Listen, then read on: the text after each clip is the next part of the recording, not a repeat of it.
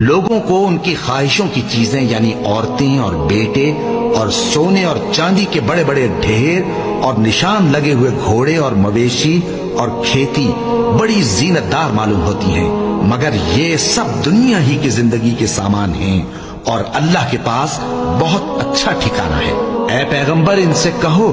کہ بھلا میں تم کو ایسی چیز بتاؤں جو ان چیزوں سے کہیں اچھی ہو؟ سنو، جو لوگ پرہیزگار ہیں ان کے لیے اللہ کے ہاں باغات بہشت ہیں جن کے نیچے نہریں بہ رہی ہیں، ان میں وہ ہمیشہ رہیں گے، اور پاکیزہ بیویاں ہیں، اور سب سے بڑھ کر اللہ کی خوشنودی۔